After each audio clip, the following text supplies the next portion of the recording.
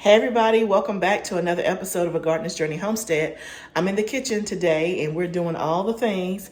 But the main thing I'm doing today is I'm making spaghetti sauce.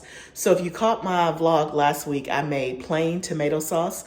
And so this time I'm going to use the rest of my tomatoes and make a seasoned tomato sauce that's more like a spaghetti sauce. So I thought I'd bring you along with me. I'm also in the kitchen baking bread today. And so one of the things with the spaghetti sauce, obviously, it definitely is going to have to be pressure canned because we're going to add onions and peppers and all that. The tomato sauce I did last week, I pressure canned it because I wasn't for sure when I started if I was going to do the seasonings like tomatoes and peppers. So since I already had it out, I went ahead and did it. But I could have water bath canned it because it was just plain tomatoes and I added the lemon juice to acidify it. But we're definitely going to be pressure canning this. And I'm doing some stuff a little bit different to try to shorten the time.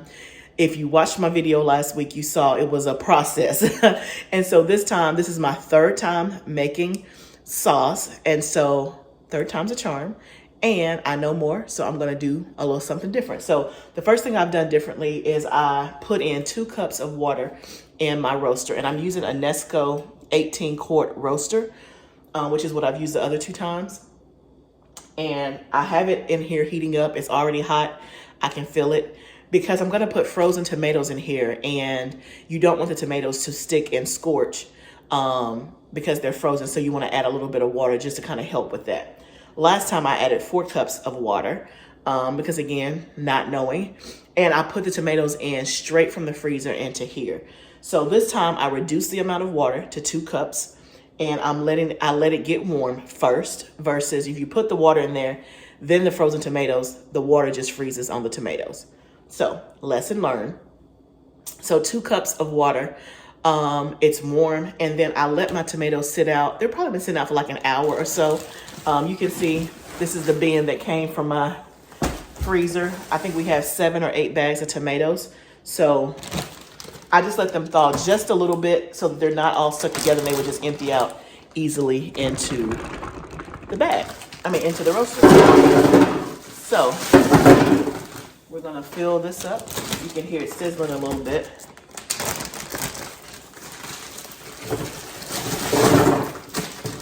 And these again are all different kinds. These 2 bags are mostly paste tomatoes. Then I saw a couple of beef steaks in there. These are all mostly cherry tomatoes, so of course they're going to be a little bit more watery. That's okay, because we're going to make sure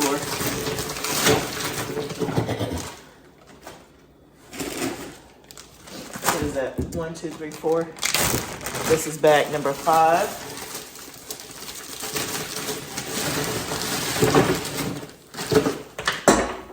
My roaster is already full. Let's see if I can get this in here. And I may have to add some more water because it may not be enough. The last bag. Okay, this is the one at the bottom. It's still pretty rock solid. So we'll let that sit and let this kind of simmer down some. And then we'll add the last bag in then. So let me grab a spoon. So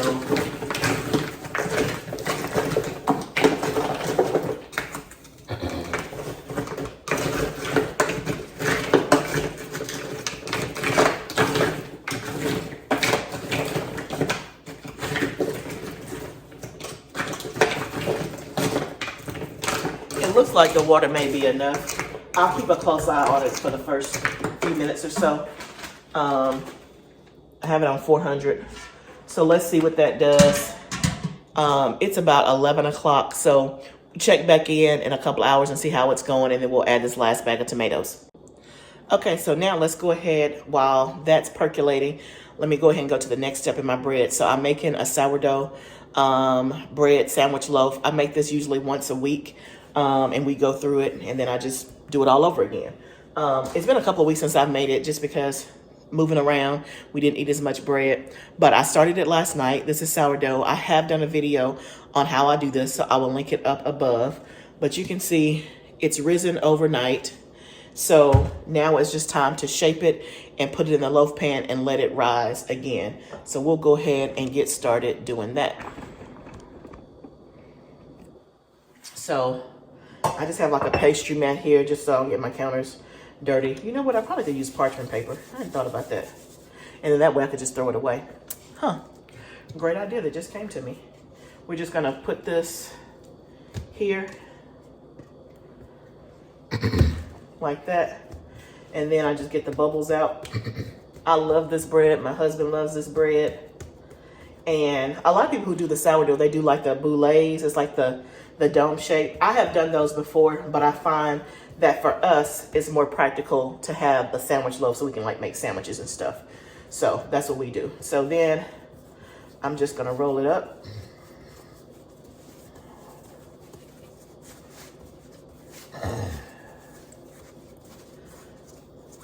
I would have never thought I would be making homemade bread, but I am, and I do. So you just roll it up into a log, tuck the ends in.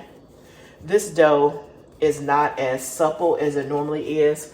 I think I put a little bit too much flour last night. It was late, and I was being kind of lazy when I did it, but it should still be just fine. It's usually like just a little bit more supple than that, and I can tell it's a little bit drier just because I didn't a little bit too much flour. And that's the thing when you're baking, and again, I'm not a baking expert by no stretch of the imagination, but just what I've learned, it really, you start to know how it's supposed to feel.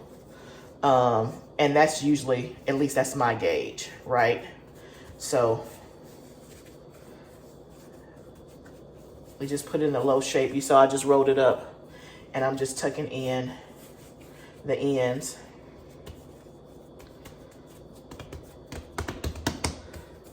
This is my favorite part. I love the way it feels in this stage. And then I have my loaf pan here that I've already sprayed and stuff. So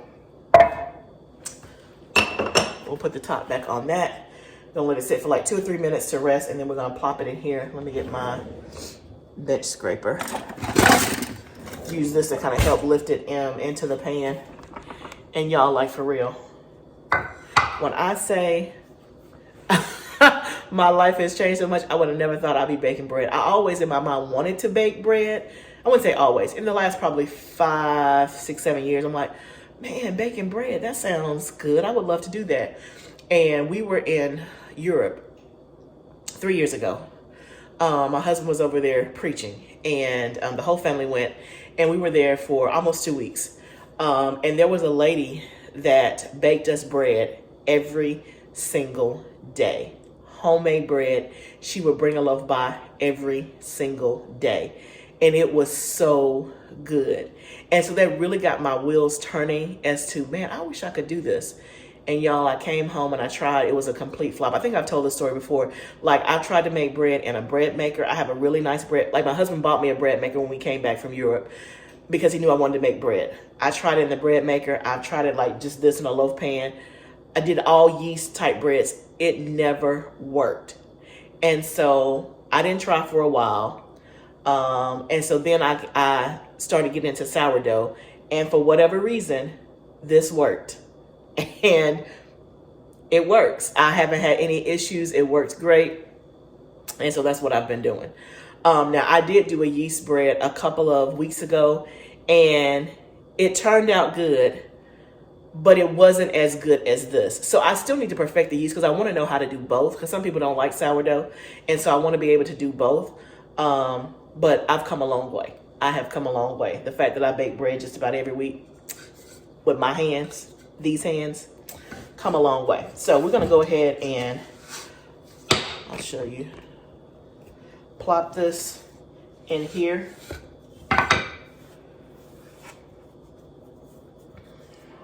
You can see that there. So you see how low it is. And then we're just going to put a damp towel over it and let it rise. It'll take like 4 or 5 hours. I'm going to put it on the heating pad because it's kind of cool in my house. I just use a seat starting mat to help with the temperature when the house is cool. So we'll let it rise and do its thing. And then we're going to have fresh bread later on today. Okay, guys, this is 2.5 hours in. You can see I added the last bag of tomatoes, so all the tomatoes are in there. And you can see that it is breaking down, and you can see the skins I've been collecting there. So overall, doing good. I'm about to start getting the seasonings together to add to the sauce, but 2.5 hours in, it's already breaking down quite a bit, so that is definitely on track. Let me show you the bread. You can see that we've risen. We still have a little ways to go. You wanted to get to the top of the rim, so it's already, you know, it was kind of like down here, so it's risen quite a bit in 2.5 hours. So in another couple of hours, it shall be done, or it will be done. And you can see I'm just using like a heat mat that I use for starting seeds to kind of help just give some more heat to it and to kind of speed up the process. I do that if it's cool in my house and when it's not the summertime. Okay guys, so now we're gonna get our seasonings together for the spaghetti sauce. So I have onions, I have garlic, I have basil, oregano, bay leaves, and some salt and some crushed red pepper. So I'm using the recipe that's in the Ball canning book. This is my favorite book when it comes to canning. It has tons of recipes. I have this one, and then I have another book that Ball makes that's kind of like hardbound, spiral bound. It has even more recipes, but this is what I started with, so I just gravitate and always grab this one, although I do have another one that's just as good. So I'm using the one that's seasoned tomato sauce. I didn't weigh my tomatoes ahead of time, so I'm going to guesstimate. Now, don't do as I do. Do you when you do your own or whatever, because I am canning this, so I do want it to be, you know, pretty on point.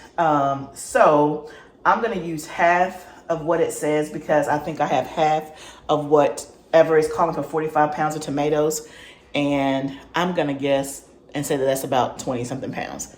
I'm going to estimate because it says the output would be 7 quart jars. And remember, I got 6 quart jars from the last batch I did. So anyway, we're just going to go with it. That's what we're going to do. So I have my cutting board. I am going to chop up the onions and get all that stuff ready. Now, ideally, I could probably use a food processor and do it a lot quicker. But y'all, I got some new knives. And let me tell you something. I have been suffering in silence. I'm going to use my new knives just because I want to. I invested and got me some really good knives because I've never had good knives. The knives that I have been using, literally we got them for a wedding present. And my husband and I will be married 25 years in May. So I've had those for 24 years. And yeah, I thought it was time for me to up level. And I up leveled and I'm not mad about it. These knives are like butter. But that's not what this video is about. I'm just telling you the reason why I'm not using my food processor. Normally I would use it, but I want to try out my knives and see how it goes. So that's what we're going to do. I'm just going to chop up the onions and the garlic, and then we're going to get them in here sauteed, and then we'll add them to our sauce.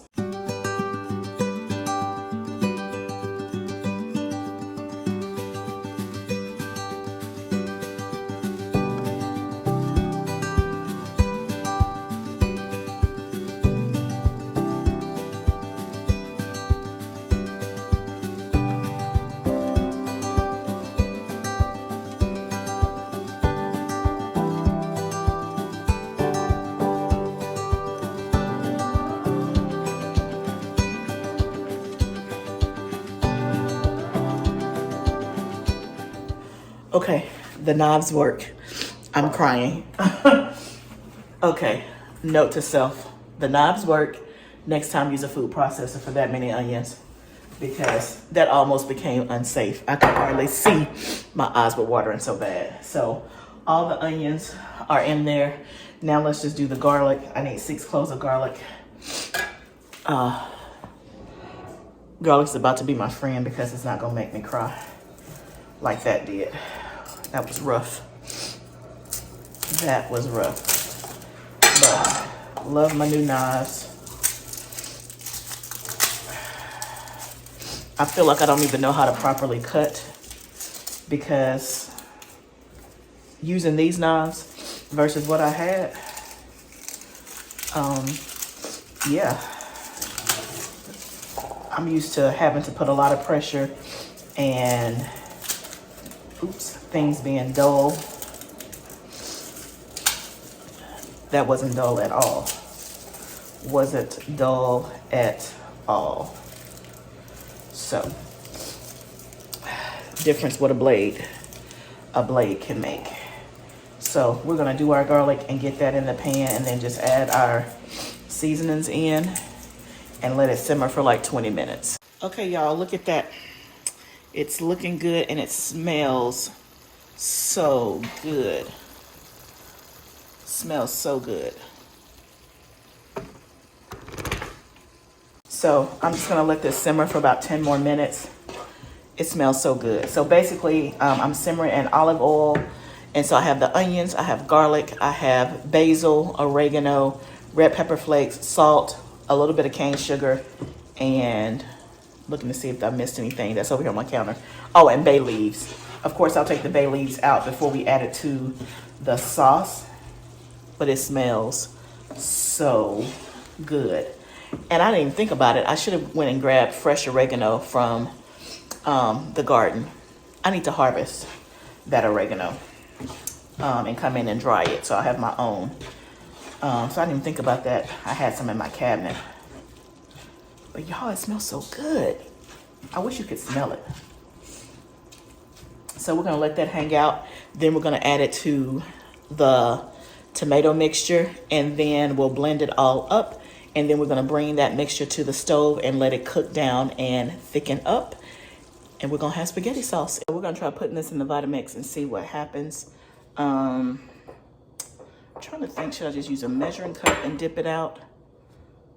Or should I just, I think I'll do that because if I dip the Vitamix thing in there, it's gonna get all dirty on the outside. So let's try this instead of me scooping it. Well, that's another scan.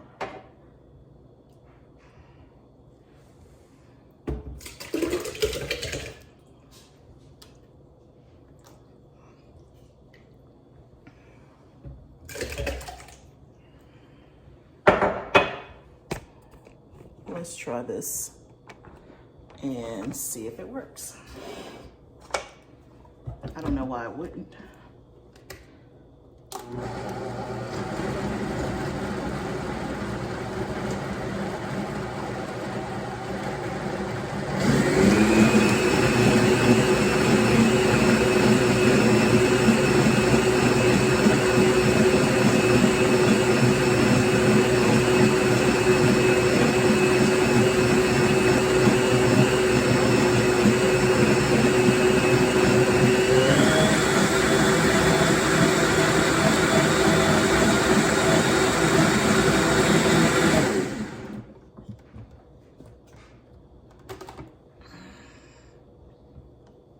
Yep, that works.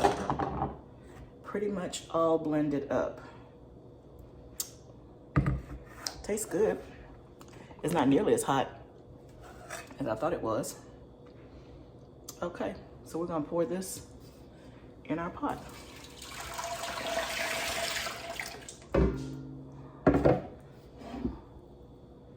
Yep, and then that'll thicken. That should thicken right up. So I'm just gonna keep doing this and then I'll take this pot to the stove and I'll show you how much we ended up getting.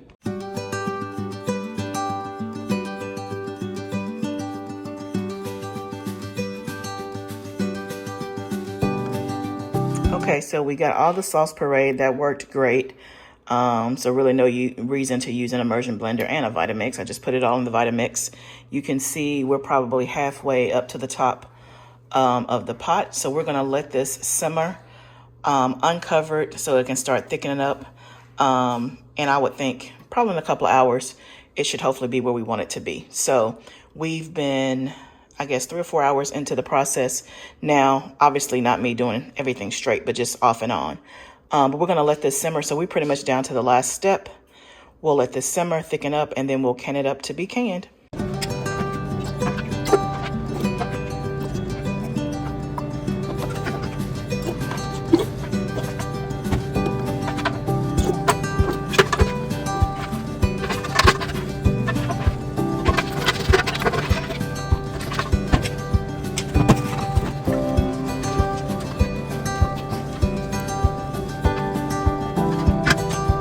Okay, y'all, when I tell you that spaghetti sauce tastes so good,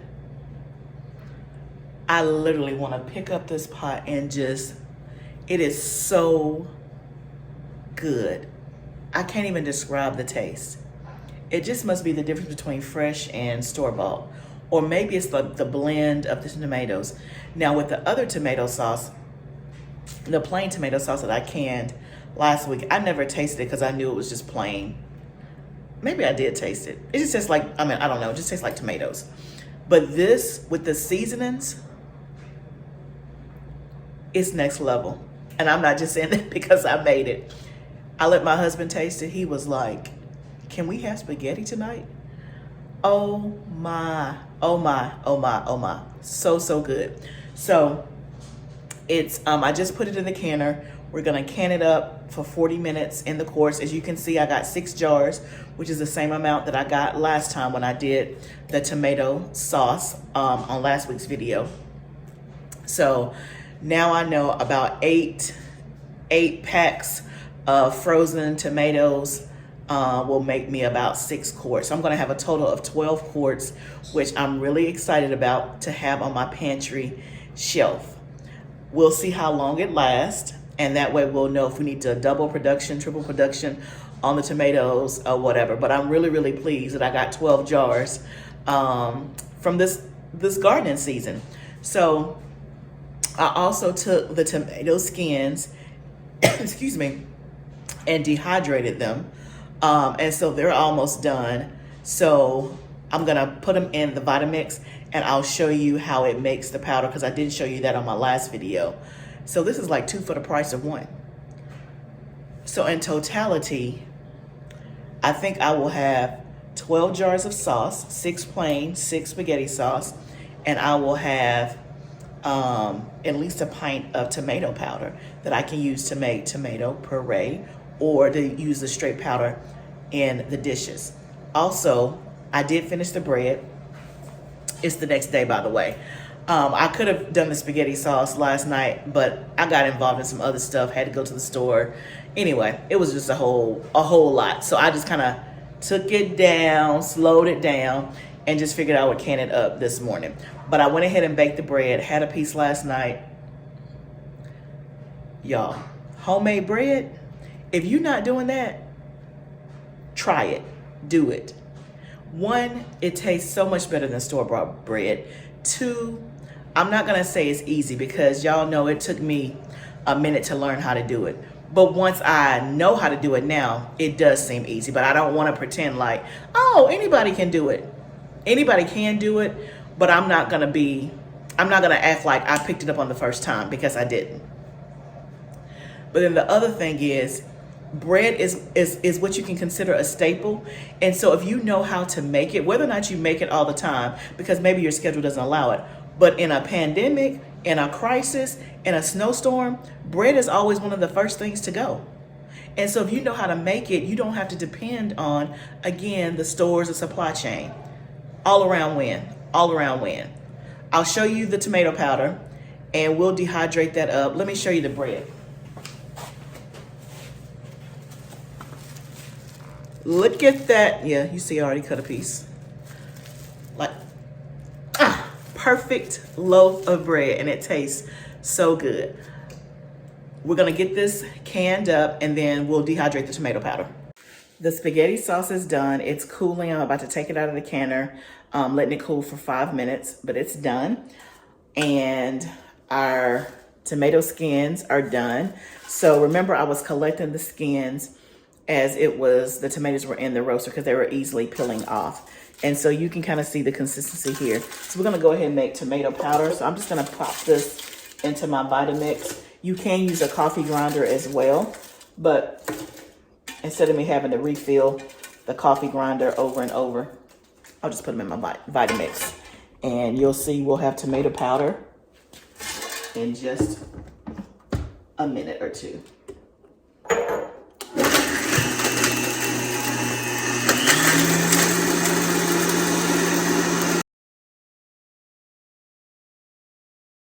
Just like that. So I am going to put this in a jar. Let me get a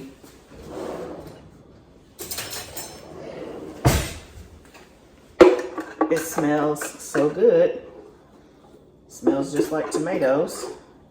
Who would have thought that you can just take tomatoes from the garden,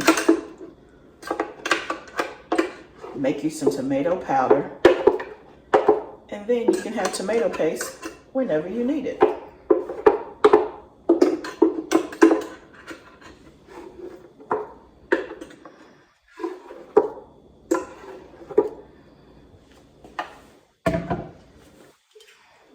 So this is a pint-sized jar. You see what I have.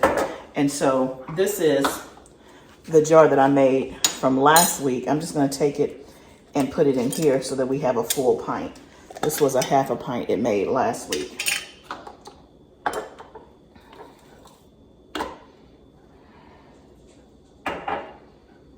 Perfect.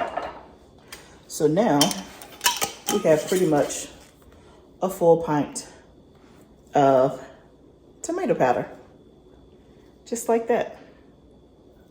Let me see if I can show you the texture. You can kind of see what it looks like. Smells good. Tomato powder. Let me show you our finished cans of spaghetti sauce. You can see I have my 6 jars of spaghetti sauce looking good. So we'll let those cool for 12 hours. We'll test the seal, we'll wipe the rims, and then we'll get them ready to go out to the root cellar for storage. All in all, for my tomatoes this summer, I got 12 jars of spaghetti / tomato sauce. 6 jars of tomato sauce, plain, 6 jars of spaghetti sauce that is seasoned to perfection, and I have about a pint of tomato powder that can turn into tomato paste. I'm excited. I am excited. Thank you guys so much for joining me during this process.